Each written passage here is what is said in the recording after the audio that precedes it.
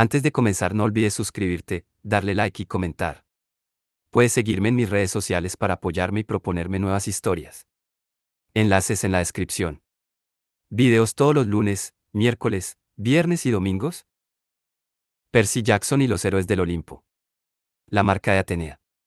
De Rick Riordan. Capítulo 23.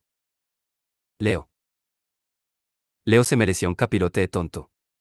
Si hubiera pensado con claridad, habría cambiado el sistema de detección del radar al sonar nada más salir del puerto de Charleston. Eso era lo que había olvidado. Había diseñado el casco para que resonara cada pocos segundos y enviara ondas a través de la niebla para avisar a Festo de la presencia de monstruos en las inmediaciones, pero solo funcionaba en un modo determinado, agua o aire. Se había puesto tan nervioso con los romanos, luego con la tormenta y más tarde con Hazel, que se había olvidado por completo. Ahora tenían un monstruo justo debajo de ellos. El barco se ladeó hacia estribor. Hazel se agarró a la jarcia. Valdés, ¿qué botón vuela monstruos por los aires? Gritó Ech. Coge el timón. Leo trepó por la cubierta inclinada y consiguió agarrarse al pasamanos de babor. Empezó a ascender de lado hacia el timón, pero cuando vio la superficie del monstruo, se olvidó de cómo moverse. Aquella cosa era tan larga como el barco. A la luz de la luna, parecía un cruce entre una gamba y una cucaracha gigantes, con un caparazón córneo rosado, una cola de cangrejo plana y unas patas de 1000 pies que se ondularon de forma hipnótica cuando el monstruo pasó rozando el casco de largo 2. Su cabeza salió por fin a la superficie, la cara viscosa y rosada de un enorme siluro con unos ojos muertos y vidriosos, unas fauces abiertas sin dientes y un bosque de tentáculos que brotaban de cada fosa nasal, formando la barba más poblada que Leo había tenido la desgracia de contemplar. Leo se acordó de las cenas especiales de las que él y su madre solían disfrutar los viernes por la noche en una marisquería de Houston. Comían gambas y siluro. El mero recuerdo le provocó ganas de vomitar. «Vamos, Valdés», chilló Ech. «Coge el timón para que yo pueda ir a por mi bate de béisbol».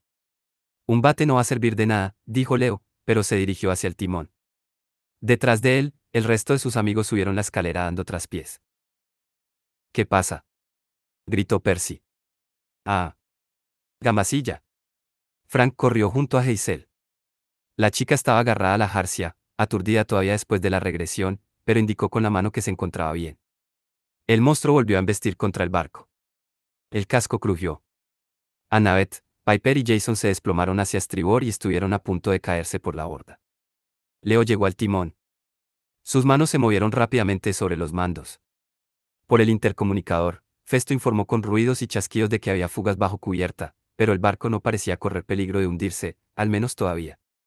Leo manipuló los remos. Se podían transformar en lanzas, cosa que debería bastar para ahuyentar a la criatura. Lamentablemente, estaban atascados. Gambasilla debía de haberlos desalineado, y el monstruo se encontraba muy cerca, lo que significaba que Leo no podría usar las ballestas sin prender fuego también a largo 2. ¿Cómo se ha acercado tanto?, gritó Annabeth mientras se levantaba empleando uno de los escudos del pasamanos como apoyo. No lo sé, gruñó Ech. Buscó su bate, que se había ido rodando a través del alcázar. Soy tonto. Se regañó Leo a sí mismo. Tonto, tonto.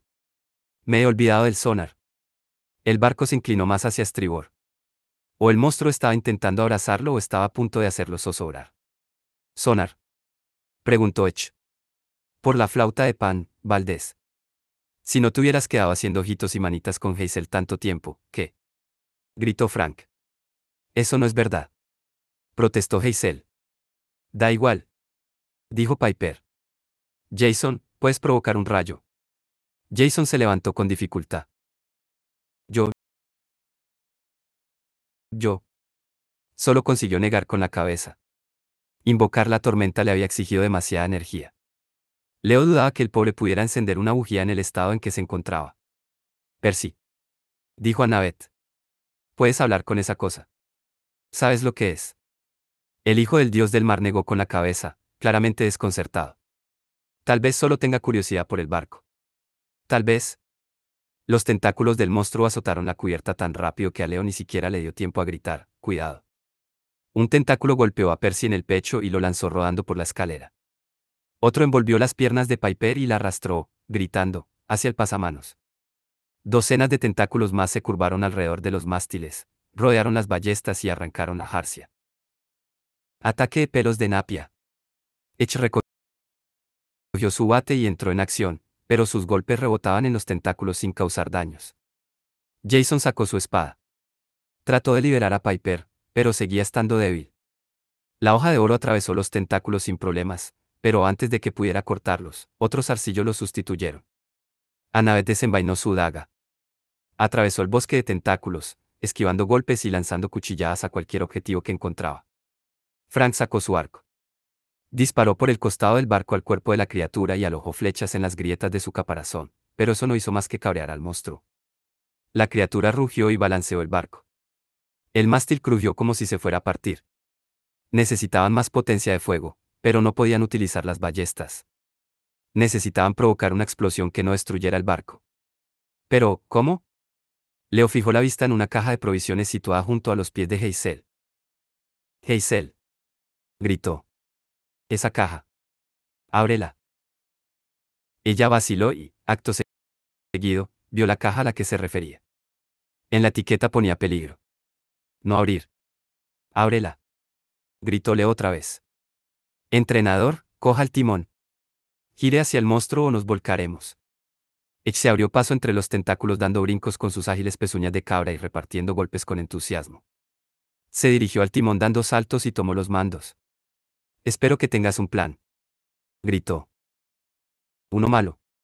Leo corrió hacia el mástil. El monstruo empujó contra el largo 2. La cubierta dio un bandazo y se situó en un ángulo de 45 grados. A pesar de los esfuerzos de todos los tripulantes, los tentáculos eran demasiado numerosos para luchar contra ellos. Parecía que pudieran alargarse a su antojo. Dentro de poco tendrían el largo 2 completamente enmarañado. Percy no había salido de abajo. Los otros luchaban por sus vidas contra los pelos de la nariz del bicho. Frank. Gritó Leo mientras corría hacia Hazel. Intenta ganar algo de tiempo. ¿Puedes convertirte en un tiburón o en algo parecido? Frank miró, frunciendo la frente, pero en ese momento un tentáculo se estampó contra el grandullón y lo derribó por la borda. Hazel gritó. Había abierto la caja de provisiones y por poco se le cayeron los 2 frascos de cristal que sostenía. Leo los atrapó.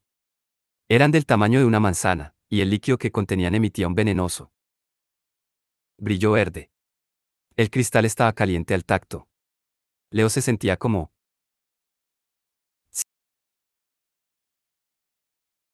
si el pecho se le fuera a hundir de la culpabilidad. Acababa de distraer a Frank y posiblemente había provocado su muerte, pero no podía pensar en ello. Tenía que salvar el barco. ¿Vamos? Le dio a Hazel uno de los frascos. Podemos matar al monstruo y salvar a Frank. Leo confiaba en no estar mintiendo. Para llegar hasta el pasamanos de babor tuvieron que escalar, pero por fin lo consiguieron. ¿Qué es esto? Preguntó Hazel con voz entrecortada, abrazando el frasco de cristal. Fuego griego. Ella abrió los ojos como platos. ¿Estás loco? Si se rompen, quemaremos todo el barco. La boca. Dijo Leo. Tíraselo por. De repente Leo se estrelló contra Hazel, y todo se ladeó. Mientras se elevaban en el aire, se dio cuenta de que los habían vuelto un tentáculo.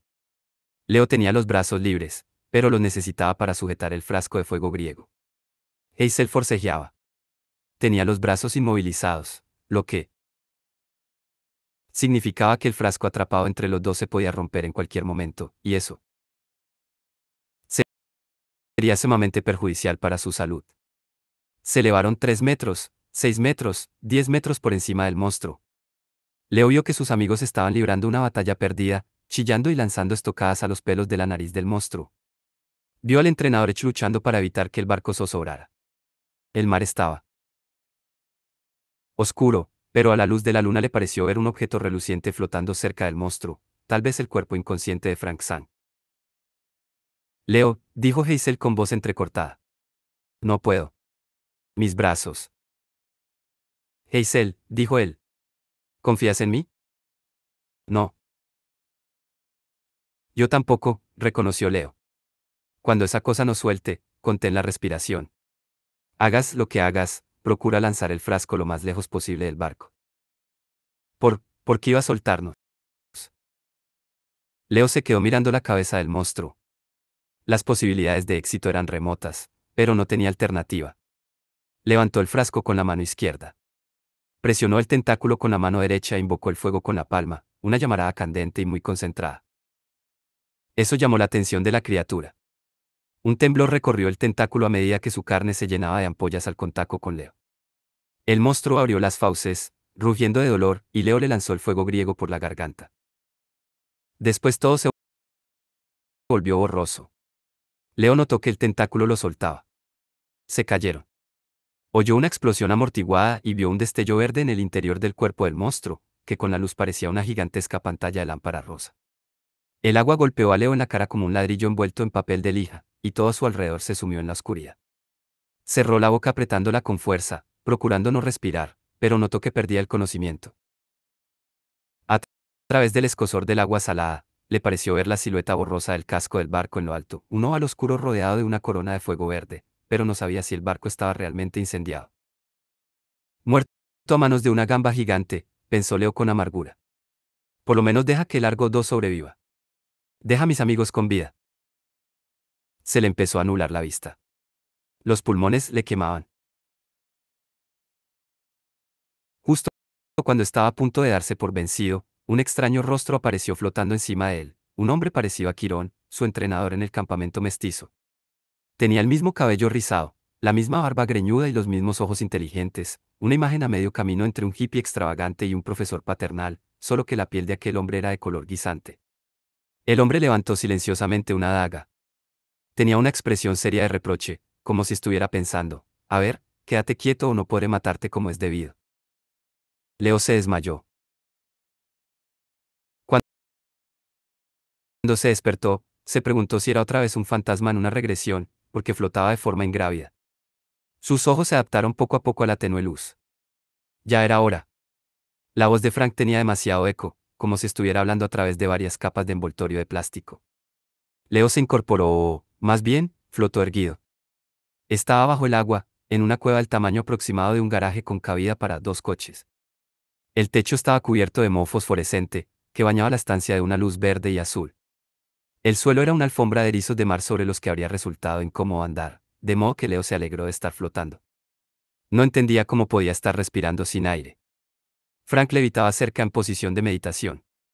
Con su cara mofletuda y su expresión malhumorada, parecía un Buda que había alcanzado la iluminación, aunque no se le veía muy entusiasmado. La única salida de la cueva estaba bloqueada por una enorme concha de oreja de mar, cuya superficie emitía un brillo de color perla, rosa y turquesa. Si aquella cueva era una cárcel, por lo menos tenía una puerta alucinante. ¿Dónde estamos? Preguntó Leo. ¿Dónde están todos los demás? ¿Todos? Masculló Frank. No lo sé. Que yo sepa, aquí abajo solo estamos tú, Hazel y yo. Los caballos pez se llevaron a Hazel hará cosa de 1 hora y me dejaron contigo. El tono de Frank dejaba claro que no aprobaba esas medidas. No parecía herido, pero Leo se fijó en que no tenía su arco ni su carcaj. Presa del pánico, Leo se tocó la cintura. Su cinturón portaherramientas había desaparecido. Nos han cacheado, dijo Frank. Nos han quitado todo lo que se pudiera usar como arma. ¿Quiénes? Preguntó Leo. ¿Quiénes son esos caballos? Los caballos pez, aclaró Frank, lo que no era muy claro. Debieron de agarrarnos cuando nos caímos al mar y nos arrastraron, aquí, sea lo que sea esto. Leo recordó lo último que había visto antes de perder el conocimiento, la cara color guisante del hombre con barba que empuñaba una daga. La gamba monstruosa. El Argo 2, ¿está bien? No lo sé, contestó Frank con tono enigmático. Puede que los demás estén en apuros o heridos o algo peor. Pero supongo que te importa más tu barco que tus amigos. Leo se sintió como si el agua acabara de azotarle otra vez. ¡Qué tontería! Entonces se dio cuenta de por qué Frank estaba tan enfadado, la regresión. Los acontecimientos se habían producido tan rápido que Leo casi se había olvidado. El entrenador había hecho aquel estúpido comentario sobre Leo y Hazel, diciendo que habían estado haciendo manitas y ojitos. Y probablemente el hecho de que Frank se hubiera caído por la borda por culpa de Leo justo después del comentario no había contribuido a mejorar la situación. De repente a Leo le costó mirar a Frank a los ojos. Mira, tío, siento habernos metido en este lío. He metido la pata hasta el fondo, respiró hondo, algo sorprendentemente raro, considerando que estaba bajo el agua. Lo de que Hazel y yo estábamos haciendo manitas, no es lo que tú crees. Me pidió que la acompañara en una regresión al pasado para intentar descubrir qué relación tengo con Sammy. La expresión de enfado de Frank empezó a relajarse, sustituida por la curiosidad. Y lo descubrió. Sí, contestó Leo. Bueno, más o menos. No tuvimos ocasión de hablar después por culpa de Gambasilla, pero Sammy fue mi bisabuelo. Le contó a Frank lo que habían visto. Todavía no se había percatado de lo extraño que era todo, pero entonces, al tratar de explicarlo en voz alta, apenas podía dar crédito. Hazel había estado colada por su bisabuelo, un hombre que había muerto. Cuando Leo era un bebé, Leo no había atado cabos antes, pero recordaba vagamente que sus parientes más mayores llamaban a su abuelo Sam el Grande. Eso significaba que Sam el Grande era Sammy, el bisabuelo de Leo.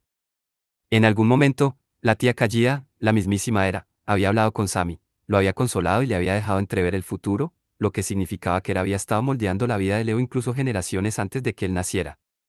Si Hazel se hubiera quedado en la década de los 40, si se hubiera casado con Sammy, Leo habría sido su bisnieto. Tío, dijo Leo cuando hubo acabado de contar la historia. No me siento muy bien, pero te juro por la laguna Estigia que es lo que vimos. Frank tenía la misma expresión que la cabeza de siluro del monstruo, unos grandes ojos vidriosos y la boca abierta. A Hazel le gustaba tu bisabuelo. ¿Por eso le gustas tú? Frank, ya sé que es raro. Créeme. Pero a mí no me gusta Hazel, no de esa forma. Te aseguro. Que no estoy intentando ligar con tu chica. Frank frunció el entrecejo. ¿No? Leo esperaba no estar ruborizándose. Lo cierto era que no tenía ni idea de lo que sentía por Hazel. Ella era maravillosa y guapísima, y Leo tenía debilidad por las chicas maravillosas y guapísimas, pero la regresión había complicado mucho sus sentimientos. Además, su barco estaba en peligro. Supongo que te importa más tu barco que tus amigos, había dicho Frank. Eso no era cierto, ¿no? El padre de Leo, Hefesto, había reconocido en una ocasión que no se le daban bien las formas de vida orgánicas. Y sí, Leo siempre se había sentido más cómodo con las máquinas que con las personas. Pero sí que le importaban sus amigos. A Piper y Jason los conocía desde hacía más tiempo, pero los otros también eran importantes para él. Hasta Frank. Eran como una familia.